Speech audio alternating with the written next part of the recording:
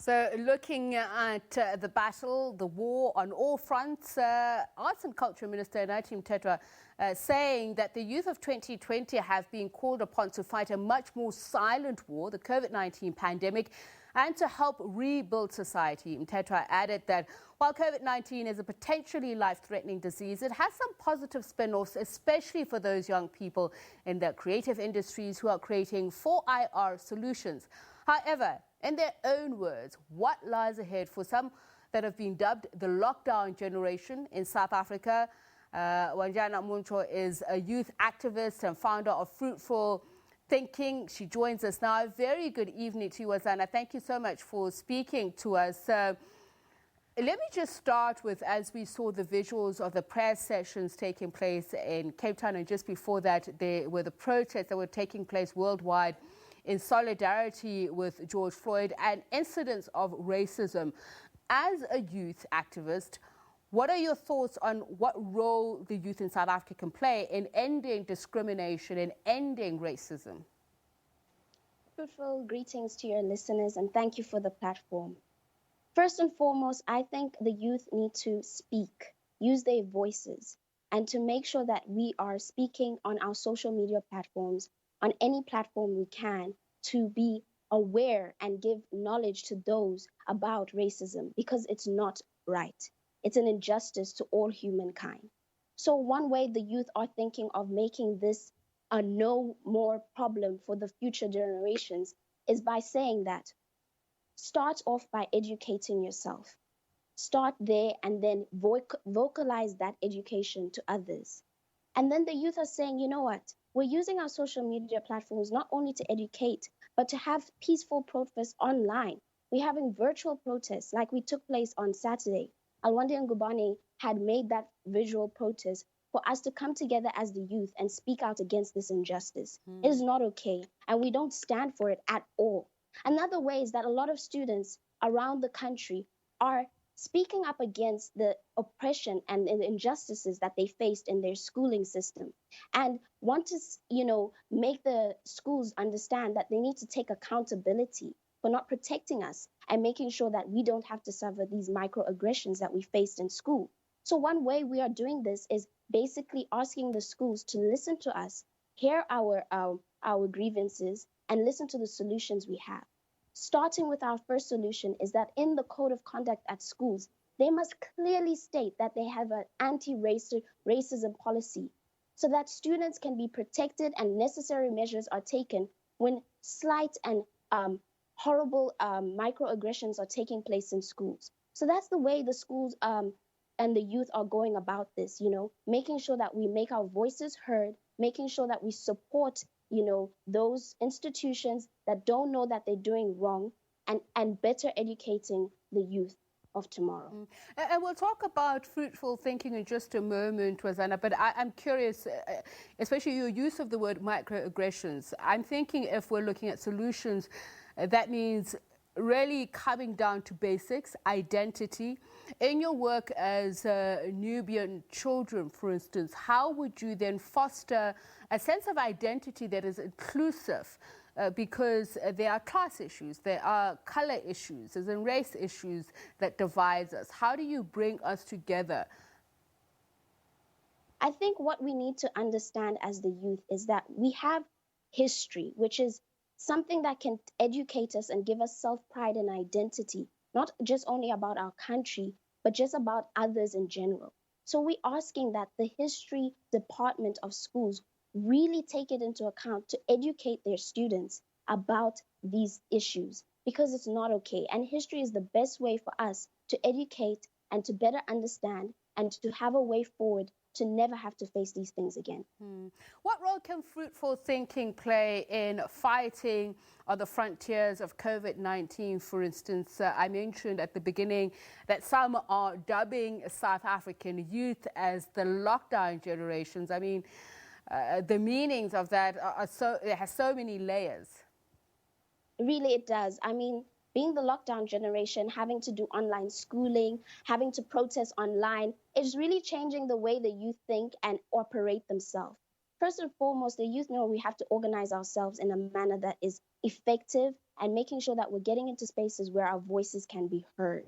And I think it's important that as the lockdown generation, we advocate for, making sure that we, during this time, take it seriously and be safe and make sure we help those who are unable to get resources into online schooling, who are suffering injustices, to speak out against it and to support those everywhere during this lockdown, about the mental well-being we all feel, so that we can better, ourselves. Tell me about you, or maybe some of your friends, your colleagues. Have there been any effects of ill mental health or mental illness as a result of COVID-19? What has it been as a result of? Community, for a lot of people, also means social interaction. And we've been preaching social distancing and not physical distancing. Distancing, yes. So when we speak about social distancing, it's really having a huge effect on us as the youth. Not being able to see our friends and interact and help each other during online schooling or whatever, it's quite hard. And a lot of students have been saying that they're feeling depressed and not having a space to have an outlet and enjoy things. So, as the youth, taken the time to step away and practice self-love, practice reading and listening to podcasts. As Fruitful Thinking, we have every Fridays on the Institute of Africology page, youthful discussion, youthful voices, where we can talk to the youth and unpack certain issues we're facing. Next week, we're going to talk about COVID-19 and how it affects us. And we're also starting on the Fruitful Thinking platform podcasts, so people can speak out and be able to share their problems and issues, and then allow others to come in and give solutions, so that we don't feel alone and we're in this together to fight this, for everyone to be together. I mentioned also in the introduction that the Arts and Culture Minister was saying that beyond challenges, there's also been opportunities for the youth within COVID-19. Do you believe that there are equal opportunities for all? Because sometimes when we speak about the youth, we speak as if they are all the same, that they are monolithic, they enjoy the same privileges, they suffer the same difficulties. Just tell me your thoughts on this, please. I don't think we are the same. There's a lot of students who are disadvantaged, and we're starting at the education. In universities, still 30% of the students aren't able to get online. And yes, they have made zero rating data sites for us to be able to access and cut down how much time, but there's still a huge gap within the university of students not being able to access. And then there's a lot of us who are accessing and have the resources. So I don't feel there's any fairness. It actually shows how unfair the system is and unaccommodating. It's trying, I must say it is trying, but this COVID-19 shows the inequality in a big way in South Africa, and we need to solve it. And that's what the youth are advocating for. We are here to make solution, and we ask that people who have the resources and the power get us on in terms of talking about policies and making sure that everybody has equal rights to resources. Just a final question along that train of thought. What should government be prioritizing this youth month that you feel that the youth urgently need to be more successful in some of the challenges that they're facing? You spoke about the platforms which you can speak on, but is the access as easy as government officials saying, come and talk to us? No, it's not easy. A lot of us have been looking at the different outlets in terms of the Youth Development Charter, the National Development Plan for the Youth, and the AU Youth Development Plan. And we're realizing that these policies and things that are put in place for the youth, yes, it's very nice to know that people are thinking about us. But the problem is that we are not being given the space to also help, cultivate ideas and ways to help bring those actual things into implementation.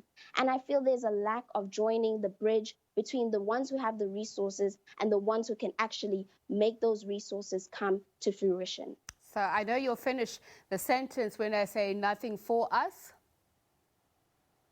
without Nothing us. for us, nothing without us. Yes. Indeed. Thank you so much. Founder of Fruitful Thinking, Waianae Moncho. She's speaking to us about Youth Month this year, obviously within very uncharted territory. We're talking about the unusual circumstances which the youth faced during COVID-19, some calling them the lockdown generation, but as you heard from Waianae saying that they reject that. It is their place to speak up and get all the platforms to speak out loud about the issues that they feel government or society itself is not dealing with. And speaking there about the hashtag Black Lives Matter, or the international solidarity campaign against racism, and George Floyd saying that it is time for the youth to educate themselves and educate others.